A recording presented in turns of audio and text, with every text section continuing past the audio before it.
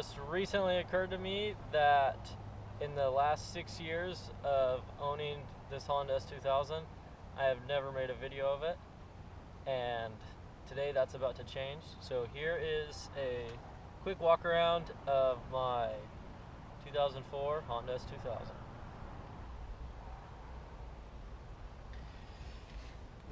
So back in 2009, I just got my own house. The garage was empty. I was looking for a car. I knew I wanted something cool. I probably wanted a convertible.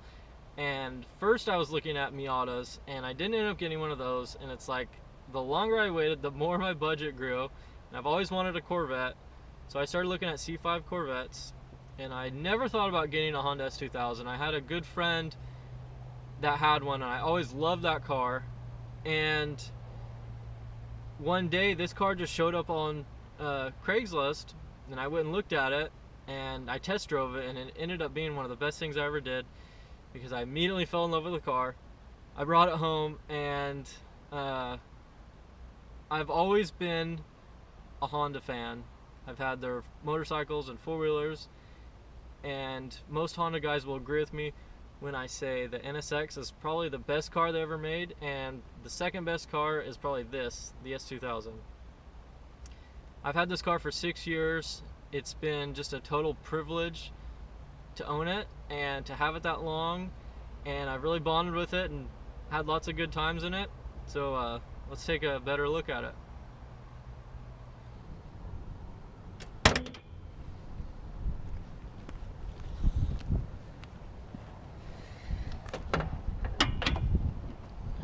Okay, so there was two engines that were offered in the S2000.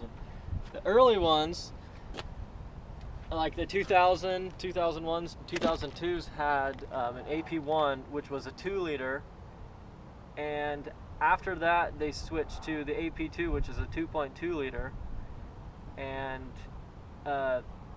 everyone likes the AP1s because they run rev to 9,000 RPM, which is actually really, really cool. But if this was your everyday car, trust me, the AP2 is a much better engine for the street, because at that kind of like lower 2,000, 3,000 RPMs where you would normally drive, it's got a lot more torque, and it's a lot smoother taking off on hills and stuff like that. And then you can still rev it out to 8,000, and it has the same amount of power, but the torque comes on a lot lower. I really like this generation of mine because it still has a cabled throttle body, so it's not drive-by-wire, and there's no traction control, so it kind of makes it more old school and makes it more of a purist car, which I like. But it also has the AP2, so it's got the bigger 2.2, and it's no powerhouse, but it's not slow. It's surprisingly quick for what it is.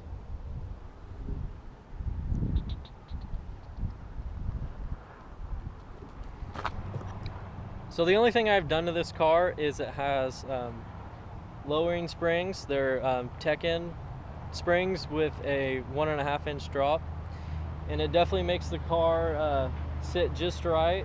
It's not too low, so you can still make it over most speed bumps and most driveways, and it just makes it look really cool. Obviously, I've thought about doing a wide body kit and turboing it and all that kind of stuff, but for right now, the car's just right for me. It's been like stone reliable. The only thing I've ever had to do with it is replace the battery. Other than that, there's been no mechanical issues at all. Just general maintenance. That's pretty much all I do with it. So as you can see, it does have quite a few rock chips. It's like a rock magnet, which is how most lowered cars are. It doesn't really have any big scratches or dings or anything like that. It's a pretty clean car. It still has the original soft top because it's mostly just sitting in the garage. The interior is all original, still nice and clean.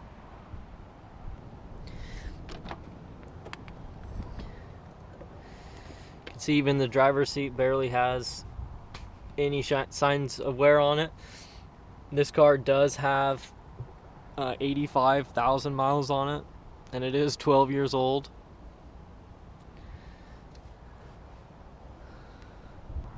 So something that I love about my S2000 is that it fits me perfectly.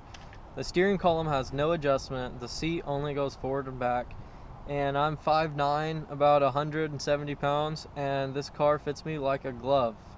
If you're much taller than 6 foot, this probably isn't the car for you, but for me, it's just right. Another thing I like is the instrument cluster. It's all digital. It's kind of a gimmick, but it actually works really well.